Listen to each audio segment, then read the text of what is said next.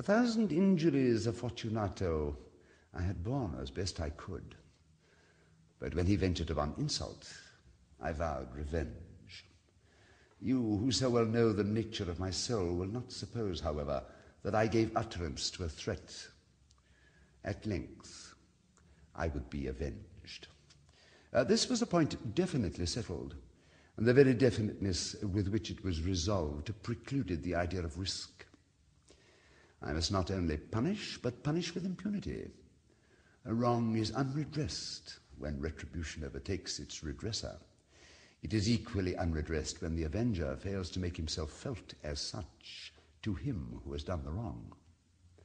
It must be understood that neither by word nor deed had I given Fortunato cause to doubt my goodwill. I continued, as was my wont, to smile in his face, and he did not perceive that my smile now was at the thought of his immolation.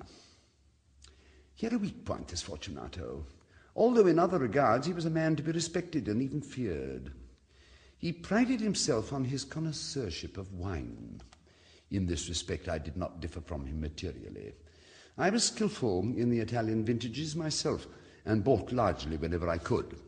It was about dusk, one evening during the supreme madness of the carnival season, that I encountered my friend. He accosted me with excessive warmth, for he had been drinking much. The man wore motley. He had a tight-fitting party striped dress, and his head was surmounted by the conical cap and bells. I was so pleased to see him that I thought I should never have done wringing his hand. I said to him, "My dear Fortunato, you are luckily met. How remarkably well you're looking today. But I have received a pipe of what passes for Amontillado, and I have my doubts." "How?" said he. "Amontillado? A pipe? Impossible. In the middle of the carnival?" "I have my doubts," I replied. "And I was silly enough to pay the full Amontillado price without consulting you in the matter. You were not to be found, and I was fearful of losing a bargain. Amontillado? I have my doubts." "Amontillado?" "And I must satisfy them." "Amontillado?" As you're engaged, I'm on my way to Lucchese. If anyone has a critical turn, it is he. He will tell me, Lucchese cannot tell Amontillado from sherry. And yet some fools will have it that his taste is a match for your own. Come, let us go. Whither? To your vaults? Oh, my dear friend, no, I will not impose upon your good nature. I perceive that you have an engagement. Lucchese, I have no engagement. Come. My friend, no. It is not the engagement, but the severe cold with which I perceive you are afflicted.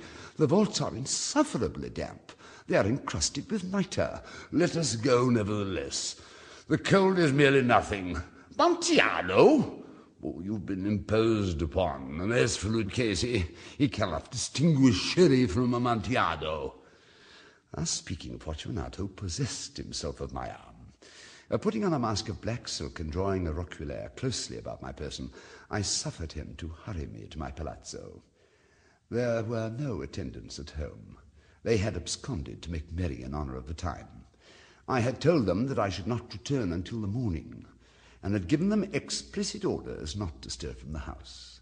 These orders were sufficient, I well knew, to ensure their immediate disappearance, one and all, as soon as my back was turned. I took from their sconces 2 flambeaux, and giving one to Fortunato, bowed him through several suites of rooms to the archway that led into the vaults. I passed down a long and winding staircase, requesting him to be cautious as he followed. We came at length to the foot of the descent, and stood together on the damp ground of the catacombs of the Montresors. The gait of my friend was unsteady, and the bells upon his cap jingled as he strode. "The pipe," he said. "It's further on," said I.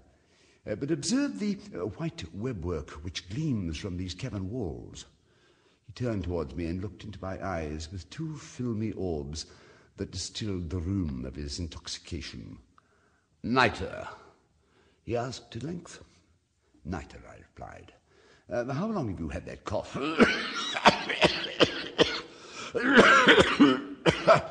My poor friend found it impossible to reply for many minutes. It's nothing, he said at last. Come, I said. We will go back. Your health is precious. You are rich, respected, admired, beloved. You are happy as once I was. You are a man to be missed. For me it is no matter. We will go back. You will be ill, and I cannot be responsible. Besides, there is Lucchese. Enough, he said. A cough is a mere nothing. It will not kill me. I shall not die of a cough. True, I replied. But you should use all proper caution. A draught of this Medoc will defend us from the damps.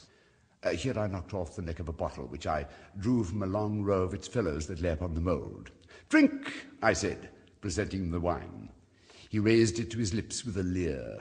He paused and nodded to me familiarly, while his bells jingled. I drink, he said, to the buried that repose around us. And I to your long life. He again took my arm, and we proceeded. These vaults, he said, are extensive. The Montresors, I replied, were a great and numerous family. Oh, I forget your arms. A huge human foot door in a field azure.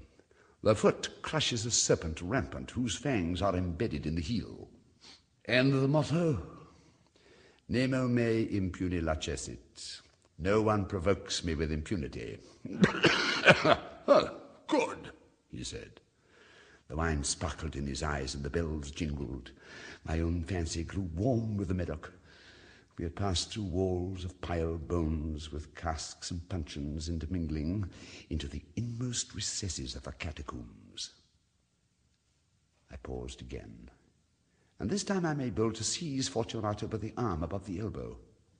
The nitre, I said, see, it increases. It hangs like moss upon the vaults. We are below the river bed. The drops of moisture trickle among the bones. Come, we will go back ere it is too late. Your cough. It's nothing, he said. Let us go. But first, another draught to the Medoc. I broke and reached him a flagon of de Grave. He emptied it at a breath. His eyes flashed with a fierce light.